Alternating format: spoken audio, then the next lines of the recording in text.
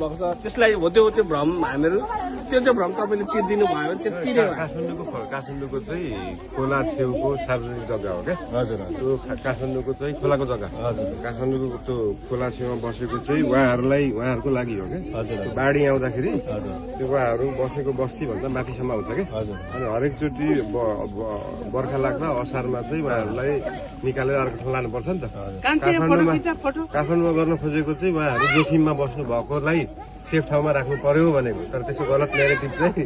Dozer जस्तो देखियो खास त्यो मान्छेको ज्यान जोगाउनलाई हो खोला छेउबाट हटाउनु खोजेको खोला छेउ भन्दा बाहेक बिचको त भूमि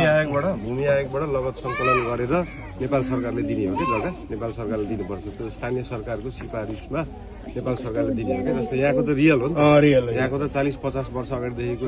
हामी रियल भयो 48 सालदेखि 23 वटा आयोग भन्यो तर तपाईँहरू अझै पनि अहिलेसम्म लगत सङ्कलन आउँछन् होइन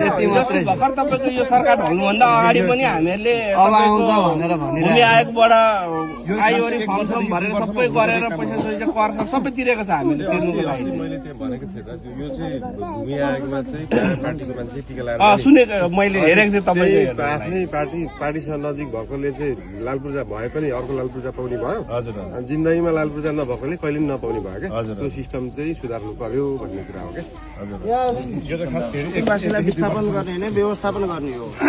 व्यवस्थापन गर्न होइन हामीहरू जतिजोले त हामी बुझ्छौँ होइन तर सिधा सादा जनता हुनुहुन्छ गरिब दुखीहरूलाई चाहिँ के छ भन्दाखेरि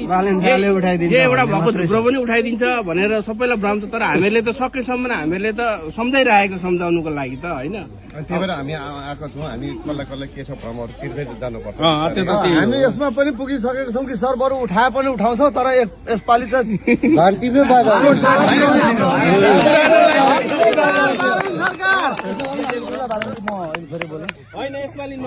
कमल 5 भनेको लगभग क्षेत्र नम्बर 5 भनेको पहिलादेखि नै एमालेको गढ हो। अब यसमा के छ अब हाम्रो घन्टीले या स्वतन्त्रले या बालेनजीको आफ्नो व्यक्तिगत के छ हाम्रो तपाईँको एजेन्डाहरू के छन् त्यो पनि हामीले अलिकति बुझ्न पाए राम्रो हुन्थ्यो। तपाईँको लगभग यहाँ एमालेको गढ हामीले चिर्दैछौँ किनभने युवालाई हामीले देश सुम्पिनु पर्ने छ त्यही भएर हामी युवाहरू लागिरहेका छौँ। अब हामीले अस्ति पनि दाइसँग कुरा भयो मेरो बालेनजी कहिले आउने अब चुनाव आइसक्यो लगभग आइसक्यो नि त उहाँका एजेन्डाहरू के छन् या त बालेनजीको एजेन्डा मात्रै हेरेको स्वतन्त्र पार्टीको एजेन्डा के छ त भोलि त देशलाई 2/3 बहुमत दिएर बालेनजीलाई प्रधानमन्त्री बनाउने स्वतन्त्र पार्टीको धारणा हाम्रो पनि धारणा हिजो जेएनजी आन्दोलन हुँदाखेरि यत्रा बच्चाहरू मरे के को लागि भन्दा परिवर्तनको लागि तर परिवर्तन भएन देशले परिवर्तन पाएन। अब बालेनजीको योजना चाहिँ के छ त या स्वतन्त्र पार्टीको एजेन्डा के छ त हामीले पनि बुझौँ न तपाईँ हामीले त बुझौँला एउटा कुरो व्यक्तिगत भेटेर बुझ्ने भन्दा पनि सबैले बुझ्ने हिसाबले चाहिँ त्यो हाम्रो एजेन्डा के छ भन्ने कुरा चाहिँ बुझौँ न भन्ने एजेन्डा मेनिफेस्टो तयार पार्दैछु हरेकको छुट्टा छुट्टै हुन्छ नि त जस्तै तपाईँले बुझ्न खोजेको स्वास्थ्यको होला शिक्षाको होला पूर्वाधारको होला सबैलाई सबै चिजको हुँदैन नि त व्यापार गर्नेलाई व्यापारको होला किसानलाई खेतको होला हामीलाई कृषिमा के हुन्छ जो मान्छेलाई जे सम्बन्धी एजेन्डा बुझ्न मन छ त्यो तयार पार्दैछु त्यसको छुट्टा छुट्टै सबै बुझाउनलाई अब फागुनको पहिलो सातामा चाहिँ हामी सार्वजनिक गरेर यो क्षेत्रको छुट्टै एजेन्डा हुन्छ प्रधानमन्त्रीको छुट्टै हुन्छ पार्टीको छुट्टै हुन्छ सबै ठाउँको छुट्टा छुट्टै हुन्छ यो त हो कि अब अर्को कुरा के हो भने हामीले अब तपाईँ एक कार्यकाल झन्नै मेयर भएर बस्नुभयो काठमाडौँमा हामीले नेपाललाई स्वास्थ्य र शिक्षा केही मात्रामा कम गर्न सकिँदैन पुरै निशुल्क त होइन त्यो भयो भने एउटा कुरो के हुन्छ भने युवाहरू विदेश पलायन हुनु पर्दैन म पनि 20 वर्ष खाडीमा बसेर आएको हेर्नु अहिले हातमा जिरो हो बसुन्जेल पैसा हुन्छ यहाँ आएपछि एउटा व्यवसाय गर्नलाई पनि गाह्रो छ नेपालको स्थिति त्यो छ त्यो भएकोले गर्दा जति सक्दो स्वास्थ्य र शिक्षामा तपाईँले पहुँच दिलाउन सक्नुभयो भने हामीले साँच्चै भन्नु विदेश जानु पर्दैन म 20 वर्ष भयो विदेश बसेर आएको काठमाडौँमा के गरेका छौँ भन्दाखेरि तपाईँको पैसा नहुने विपन्नले चाहिँ प्राइभेट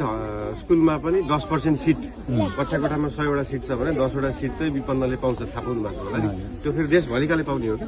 वर्षको 20-30 हजारले पाउँछ अहिलेसम्म 60-70 हजारले पाउनु त्यसको पैसामा हिसाब गर्ने हो भने त्यो 50-60 अर्ब रुपियाँ बराबरको हो क्या त्यो भनेको सुरुमा त विपन्नलाई दिन सक्नु पर्यो नि त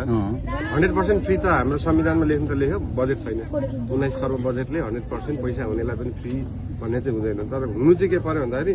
फल्तीमा पैसा नहुनेले पनि शिक्षा र स्वास्थ्य चाहिँ पाउनु पर्यो,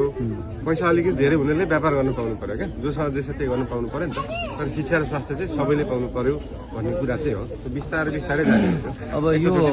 बजेट छैन भन्ने कुरामा